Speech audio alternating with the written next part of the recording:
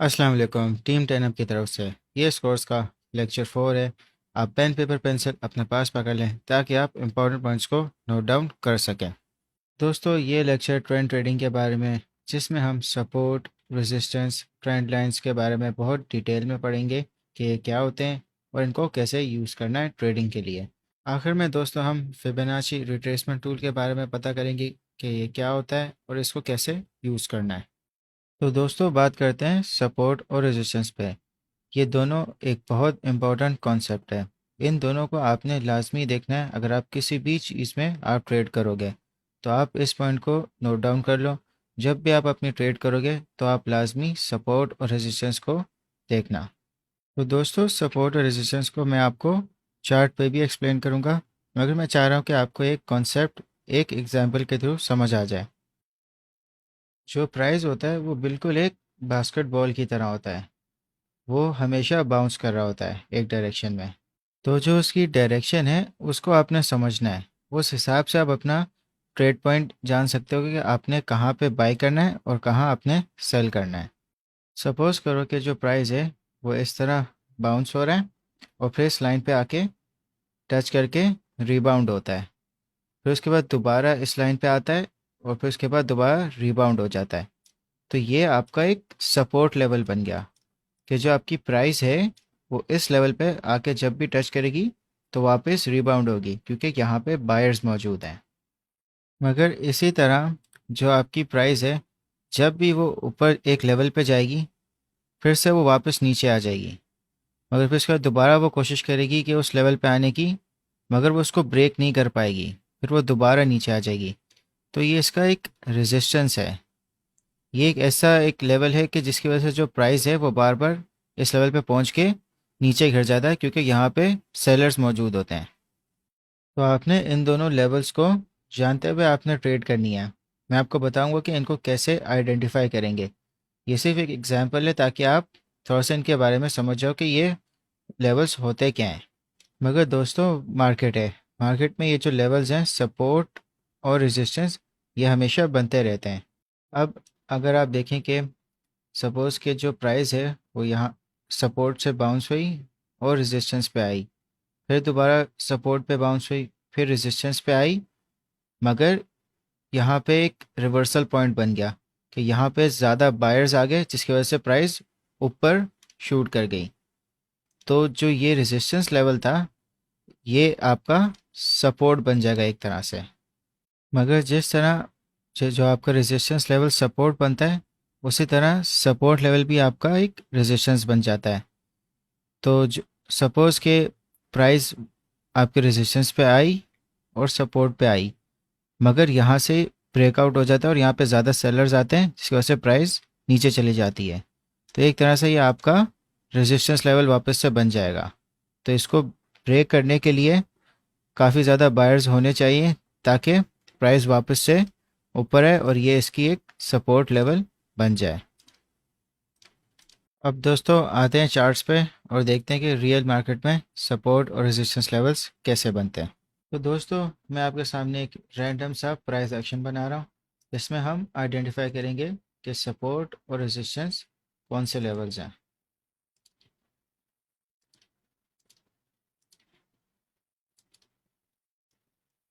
तो दोस्तों, जब भी आप सपोर्ट और रेजिस्टेंस लेवल्स ड्रॉ करोगे तो आपने हमेशा हॉरिजॉन्टल लाइन को सिलेक्ट करना है।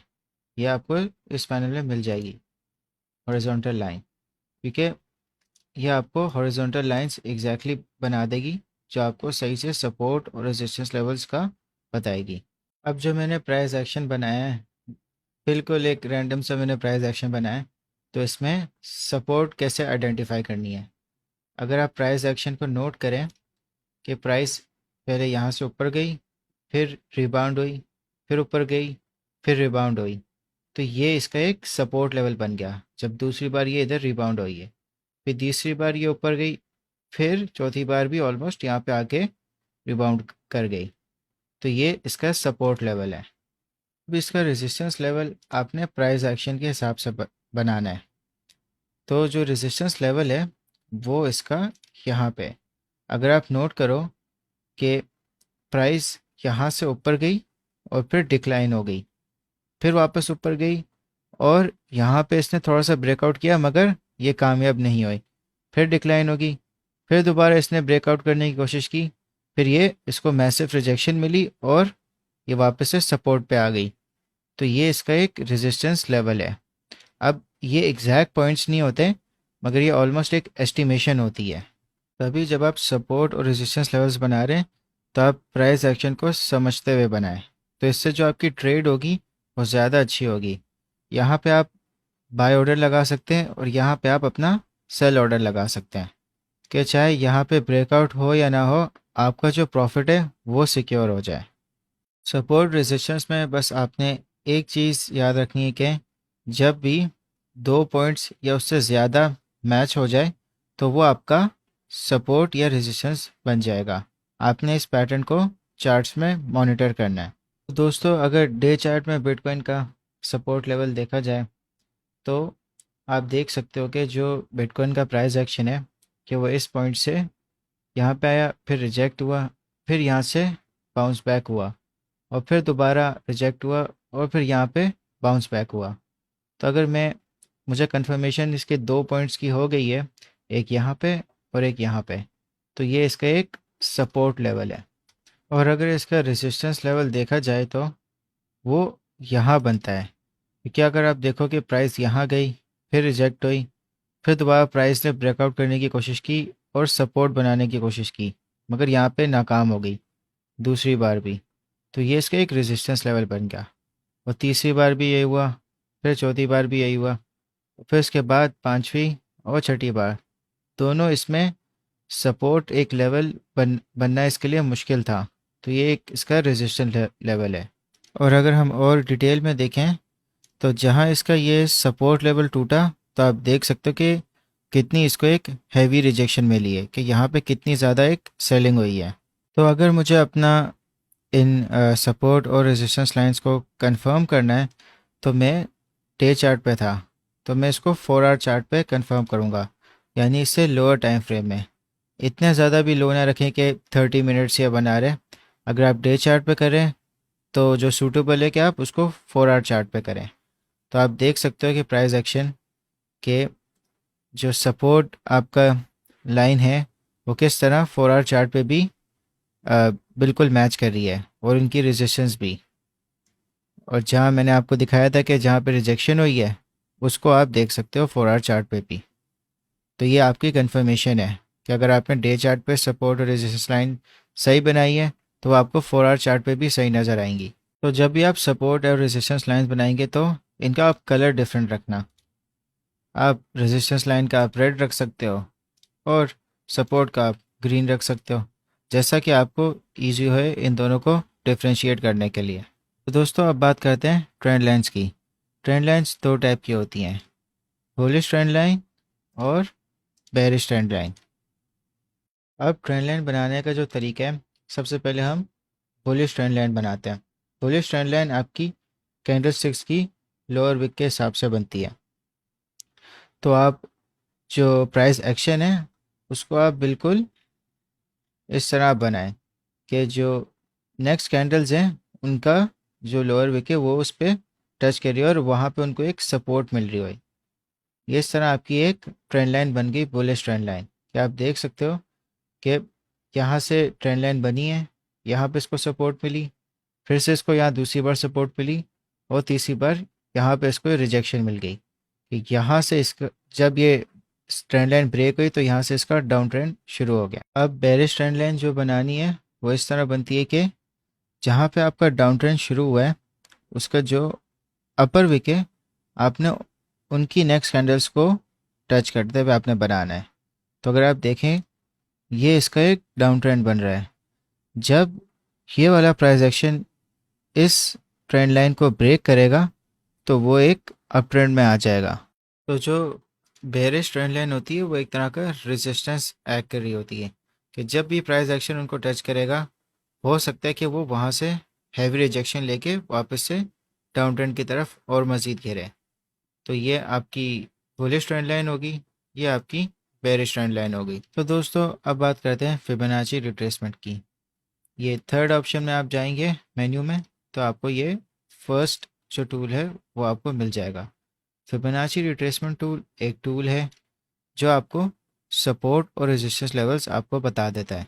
आप अगर मैन्युअली बनाओगे तो उसमें थोड़ा बहुत एक्यूरेसी का मसला होता है, मगर फिबोनाची रिट्रेसमेंट टूल आपको काफ़ी रिलायबल सपोर्ट और रेजिस्टेंस लेवल्स बता देता है। अब ये जो इसके ऊपर डिफरेंट ये जो लेवल्स हैं, आप इनको सिर्फ अभी के लिए सपोर्ट और रेजिस्टेंस लेवल समझो। हम इनको बाद में काफ़ी अच्छे से डिस्कस करेंगे अपने नेक्स्ट लेक्चर में, जो फ्यूचरिस्टिक प्राइस एक्शन ट्रेडिंग है, तो उसमें इसको और डिटेल में हम कवर कर लेंगे।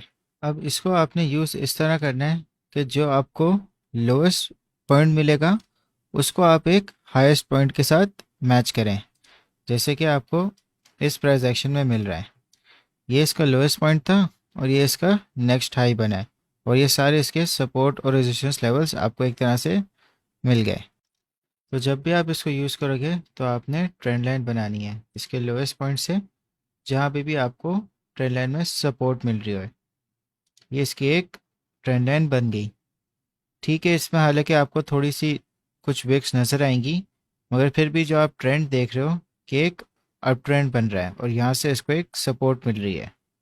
और ये सारे फिबोनाची लेवल्स हैं। अगर आप इनमें देखो कि जो सपोर्ट है वो आपका ये वाला लेवल है, यहाँ पे मार्केट वापस आई, रिबाउंड हो गई, फिर दोबारा वापस यहाँ से रिबाउंड हो गई, तो ये इसका एक सपोर्ट है। और अगर आप इसका रेजिस्टेंस देखो तो ये एक टाइप का आपको रेजिस्टेंस लेवल यहाँ पे मिल गया कि 2 दफ़ा मार्केट ने इसको ब्रेक करने की कोशिश की, मगर इसको ये ब्रेक, फिर फाइनली इसने यहाँ पे ब्रेक कर लिया।